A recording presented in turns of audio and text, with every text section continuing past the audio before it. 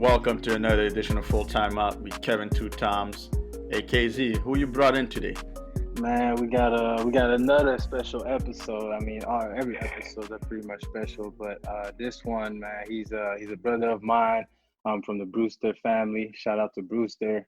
Now he's also a Kansas University legend, Kansas Jayhawk, to be precise. You know, he pretty much won every awards that you can think of at the NCAA level. You know, first team All America, Big 12 Player of the Year, All Big 12 first team.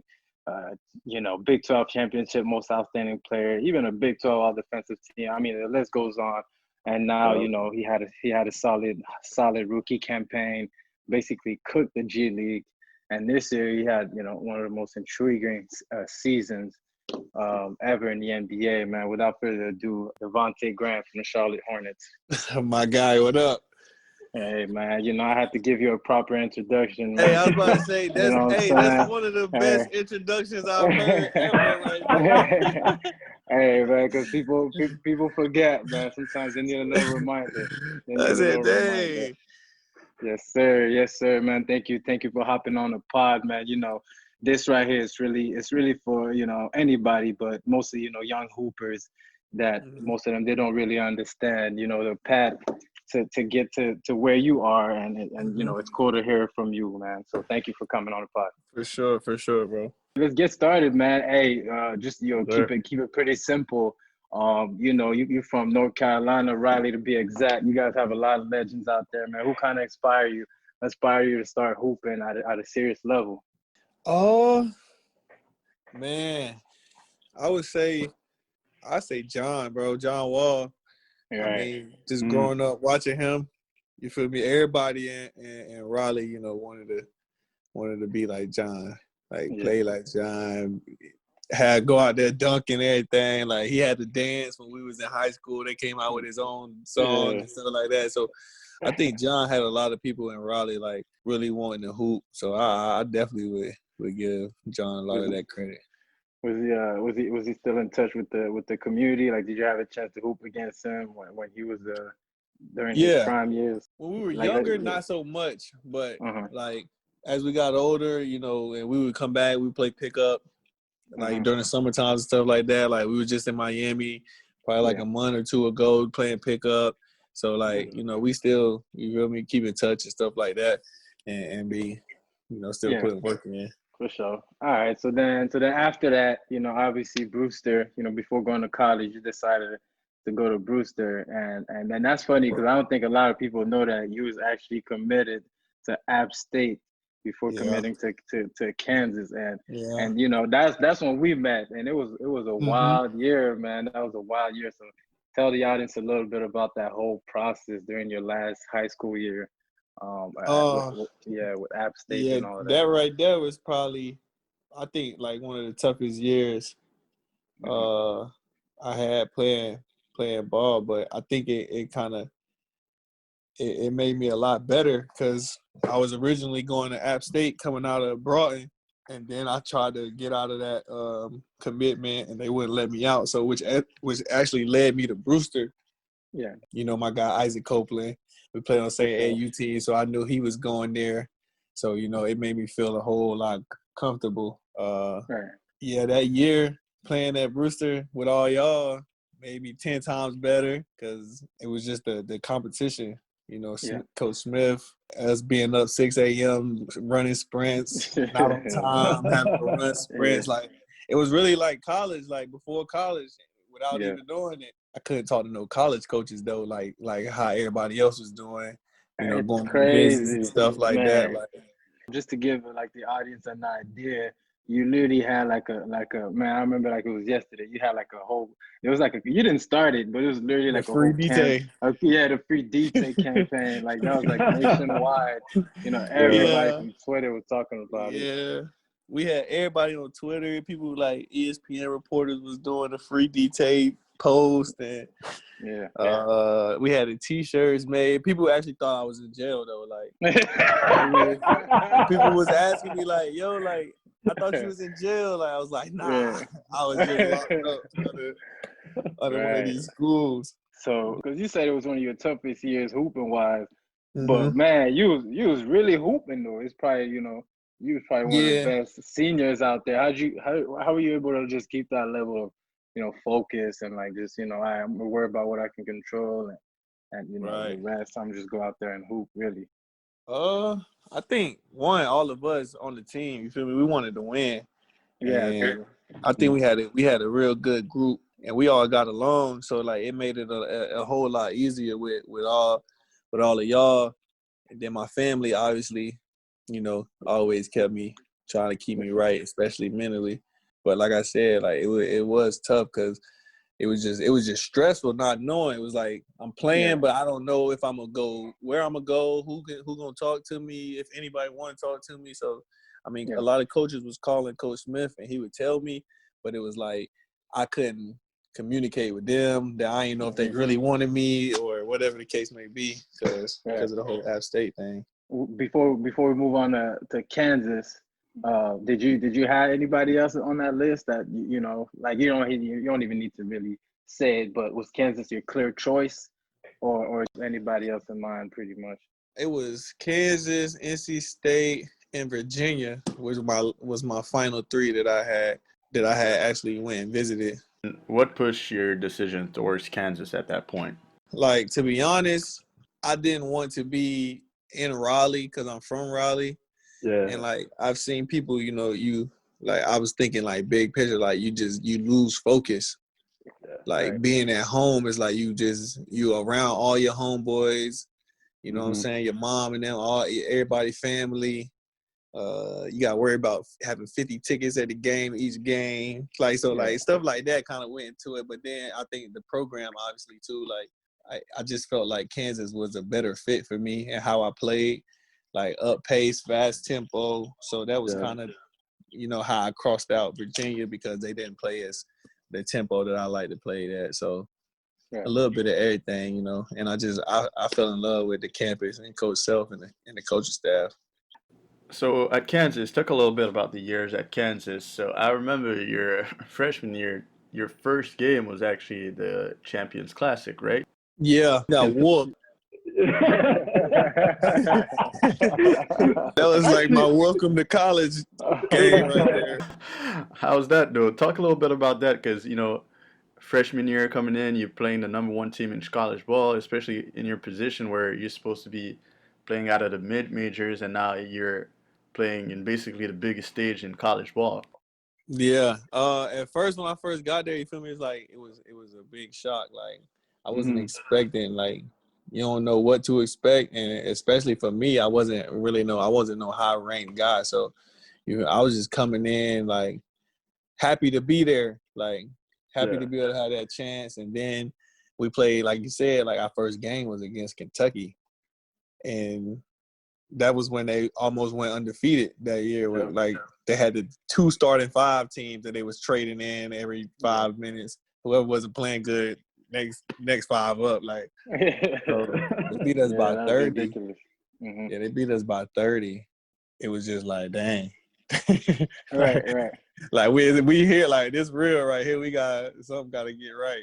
And after that ass whooping that you guys took, how did the mindset on the team change? And for Coach Self, did he go into the season thinking that you guys were going to be the typical Kansas team, basically top 5 in the country, or did he switch his mindset, maybe trying to figure out how you guys could just maybe get better every day and whatever?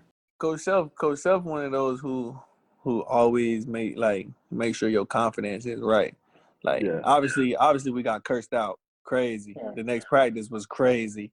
And then but like he don't never like tell us we ain't gonna be good. He think every team he gets and puts together is a like number one contender, for a national championship. So I mean, we took it and we just went with it. Like we had film, and I think that just woke us all up because guys come in and we think we this and that just because we were in Kansas, and we got smacked in the face. So I think that kind of woke us up and made us way better.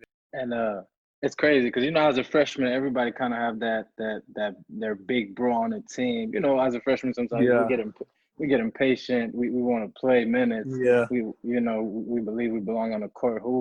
Who's that kind of guy on your team at Kansas? Whether it was your 4 years there, or just 1 or 2 years there. My freshman year, it was Yeah. I think probably my first 2 years. It was definitely Wayne Selden Right. and Jamari Traylor.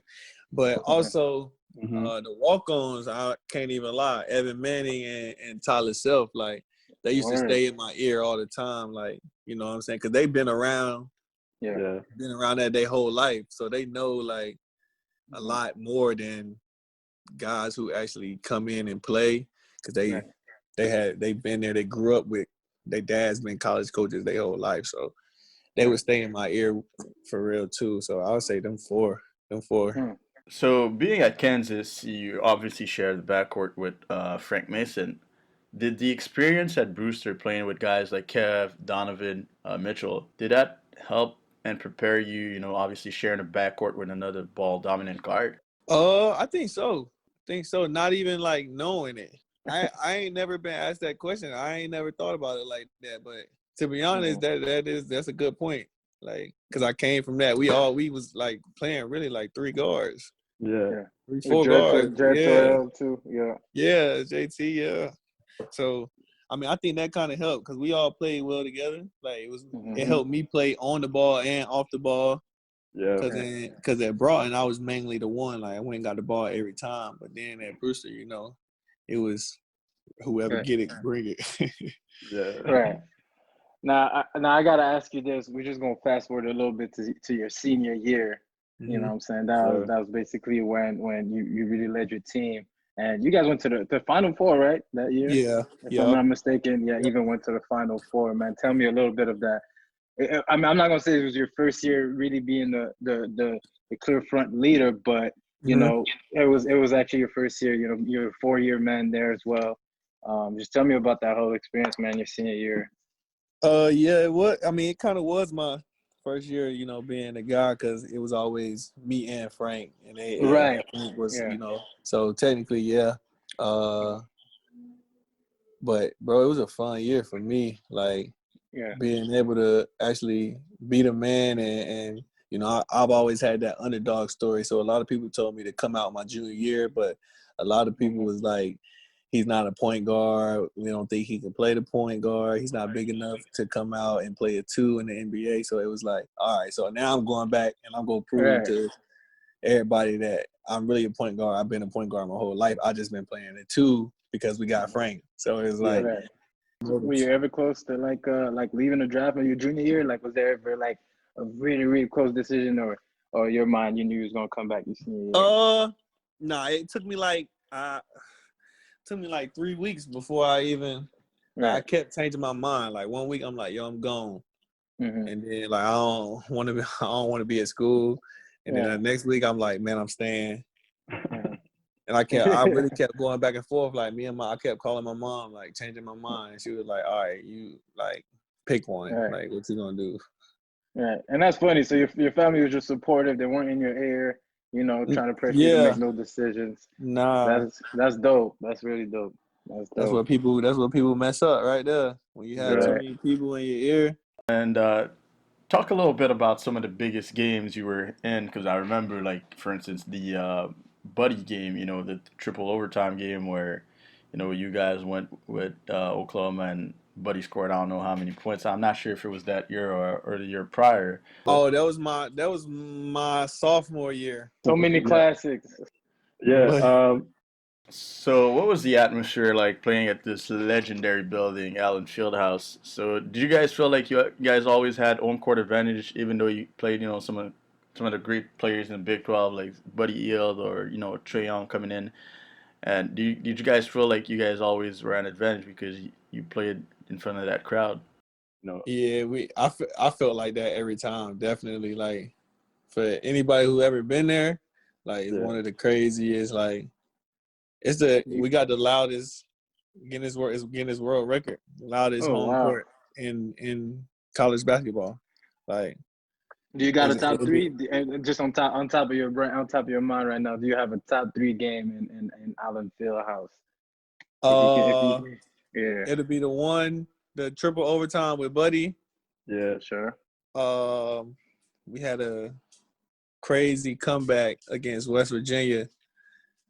My When you hit junior him with year, the tween the behind. tween, Oh yeah, double okay. tween, yeah. We was Yeah, down that was tough. 14 with 2 minutes to go, came back. Yeah. And another one, let me see another one. What's another one? Or you can give me a tourney. We beat Kentucky there too. I remember Jamal that one. Murray in the game. Right. yeah. Another Probably, Canadian for sure. Yeah. That was your second year also, right? Yeah, that was my second year too. All right, we can move on to the after your 4 years at Kansas, you did what you had to do. You got your buckets. Just talk about a little bit. Your journey going to the league. Obviously you have people in your ears telling you was going to get drafted first round, second round. Just tell me about that whole process that summer, and even like your working habits, if anything had changed or anything like that. So once I had found like my agent and figured out, where I was gonna be, I had went out to LA to train, basically get ready for the draft. So I did probably like 2 months of training, and then you start traveling and doing all the team workouts and stuff like that. And that was probably one of the hardest things I've done too. Like, how many workouts you had? How many teams you had? I think I did 14 or 15. Ooh, so I did like half the league, but I mean, some guys do like 22, but then you got some guys who only do like 4. So I mean, your range just depends on your range, but definitely traveling and playing every day, like that jump was a beast. But that mindset you got to have to live your dream. You got to go out and get it. So. And then did you have any expectations from? Well, it was actually Atlanta who picked you up. Mm-hmm. But had Charlotte was telling you beforehand that they were trying to get you already, or? No, bro. I didn't do a workout for Charlotte. Oh wow. I didn't do a workout for them, or talk or no interview or anything with Charlotte. I did nothing with Charlotte. That's crazy. That's why I was like when I seen that I was getting traded, I was like, what? Yeah. But it was like it's 2 hours away from my hometown, so it was. I was hyped. I was hyped to go to Atlanta because it's kind of close. Family get to come, and then I seen I got traded to Charlotte. I got even more hyped. Like. But was your agent even aware about Charlotte being interested? He never told you anything about Charlotte before that? Man, he never told me. I still think to this day he knew, but because he told me like before the draft, he was like, I'm gonna let you know like before you about to get drafted. But he was at the draft. He was in New York. I did my draft party in my hometown. I didn't want to go to New York because I wanted to be with my family. So I just wanted everybody to be together. So, but he told me like I'm gonna text you before I know you about to go. So. I won't get no text or nothing. I'm like, man, something not right. And then all of a sudden, I just hear my name get called. Right. And it was just like crazy. So you didn't get a call, nothing. You heard your name. Nah, he ain't text me or nothing. I was I was mad. Like at this point, he telling me a range that I'm gonna go. He like, you gonna probably go from either 28 to 40. You know what I'm saying? So 28, 29, 30, it's coming. And then I hear other point guards getting called before me. So I'm like, man, what? And these are teams that I worked out for and said that they wanted me and stuff like that. So I was like, something not right. And then all of a sudden, boom, I heard my name called. It all worked out, huh? Yes, sir. You had the crazy rookie year. I mean, like you still had, obviously Kemba was there. You still had opportunities. And then when you did hit the floor, you did well. But when they sent you back in the G League, you was cooking. Just talk about your mindset, going to the G League, going back and forth. A lot of people out there are not really aware of what's going on behind the scenes. So just tell us a little bit about that. You know how you was just talking about like you gotta have the right people in your corner. So like, I mean, my agent from day one, like he's always kept it like real with me. So he ain't never like, oh, you're not gonna play in the G League. You're gonna go to Charlotte. You're gonna do this. You might do this. Nah, he was like, yo, like you got to be prepared to go to the G League. Like Make sure you just go Yeah. down there with the right mindset, because people be thinking like it's a demotion, or you getting, like Yeah. you go out, you go Yeah. down there with a bad mindset, and then Mm-hmm. you end up playing bad. So the team looking at you like, nah, maybe you're just not the guy. So my thing was like, I got to go down there and I just got to prove that I can play. Like I can kill Yeah. all whoever I'm playing. I'm trying to kill them. Like Right. I'm already mad that I'm down here, because I think personally I should be able to play in the real games. You know what I'm saying? For sure. So I think that mindset, just go down, kill, do what you're supposed to do, but play the right ways, play how team is going to expect me to play. So I ain't go down there and try to do nothing out of the ordinary. I played team ball and just shot the shots that they wanted me to take. So what would you say was the biggest adjustment going from, college to the leagues? You dominated college, especially your last year. So what would you say was the biggest adjustment going from your senior year to, your rookie year, especially when you're playing up, in the league instead of the G League? I didn't really notice an adjustment until my sophomore year, because I wasn't playing personally. You know what I'm saying? So I was going to the G League and playing a couple games, and then I'm coming back up, and I would sit out, a week or two, and I'm working out, playing one-on-one against guys and stuff like that. So I really didn't have to do too much. But I think definitely like lifting on game days was a huge adjustment. Right. I actually ended up I had to get a chef, because I started playing a whole lot, and I was like, I couldn't maintain my weight that I was supposed to be playing at, so I had to start eating right. I think that was a huge. And then naps. I used to never take naps. Yeah. I used to never sleep during the day. Like I started taking naps every game day. I was taking a nap. Like, and my mom would call me at the same time every game day while I was asleep. Like, and I ended up like not spazzing on her, because I ain't spazzing on my mom, but like, hey yo, you can't, don't call me between 2 and 4 o'clock, like on game days. I'm asleep, like. But yeah. So basically, the biggest adjustments weren't necessarily like the level of playing, but more so, taking care of your body. Playing, that too.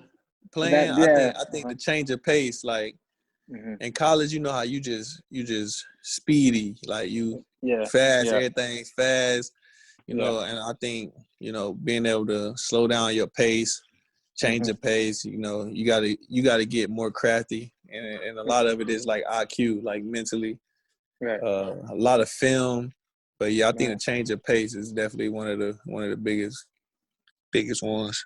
And we all know that, you play for the Charlotte Hornets, and, the GOAT is your owner. So what's your relationship with him? Do you guys often discuss whatever? Does he have really a hands-on approach, or is he really just in the back scene? Nah, he's more in the back. I mean, he's in the business side, so he doesn't really do nothing with like, our plays and being at practice and stuff like that. But when we do see him, or when he is around at events and stuff like that, we talk about hoops, obviously, and how guys are playing and things we should do, being more aggressive and stuff like that. I remember talking about with him and stuff. And what would you say is the best advice that he gave you, or just maybe just the advice that you really really took in from him? He told me don't stop shooting the ball. Hey, ultimate confidence right there. Right, hey, look. Jordan gives you a green light. If Mike says it, then I'm doing it. Let it fly. Hey man, Dieter, we about to wrap this up real quick. Before we do, let's just talk to me about the most improved player of the year. We got to talk about that.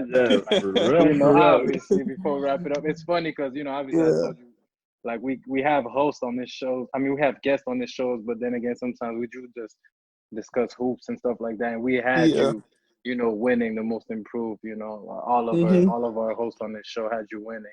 So what have you been hearing throughout the league? Like, what's your thoughts on it too?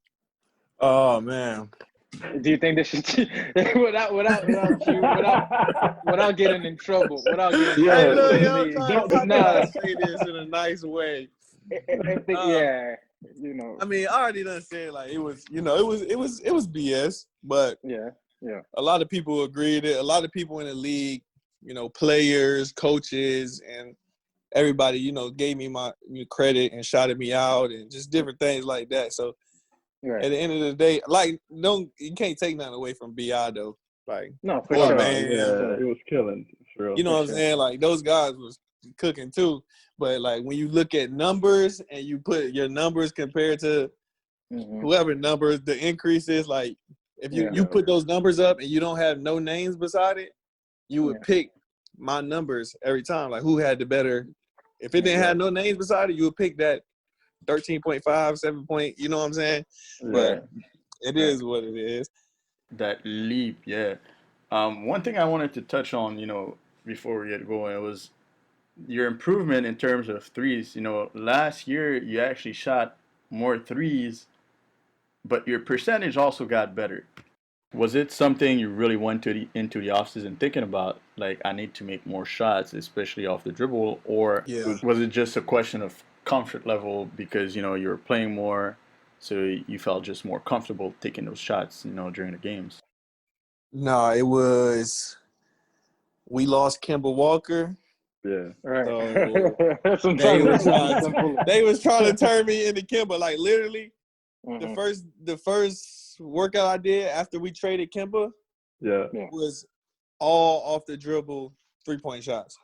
I did a full hour and nothing but off the dribble, off screens, 3-point shots. Like, and it was like I'm like what we doing? It's like, bro, we don't have Kemba. Like you gonna have to somebody gonna have to do this. Like you know what I'm saying? Like so I was like, Somebody so gonna that's have when to I'm do like, oh yeah, you're right. Like it's like either then, you gonna take advantage of the opportunity or you're not. So I went into the exactly. summer thinking straight. Yeah, you gotta go score. And that's the whole point right there, just being ready for that opportunity. You stayed ready. You just had your head down and you worked, man. Right. And I think that's really a common thread, throughout your career when you see, the path that you went through, coming into Brewster, taking advantage of that opportunity. Same thing at Kansas, you see the progression through the years, and now, most improved, year in the league. It's really a testament to, your grind and the work that you put in. For sure. You got to, bro. Appreciate you, DT. Appreciate you for sliding. Like I said, a lot of kids gonna listen to this. They're gonna be like, man, it's really not a straight narrow drive to success. You really gonna have your ups and downs. You just gotta stay focused, man. Anything you want to add, Kev? No, man, that's it for me, man. Thanks a lot, DT, for coming here. Talking that real talk and giving us some jams, man. It was really a pleasure to have you. For sure. Appreciate y'all having me, brother. Thanks a lot to Devonte Graham. Thanks a lot to KZ. Again, thanks to Uncle, always part of the pod, and thanks to producer McFly in the backseat. See y'all next week.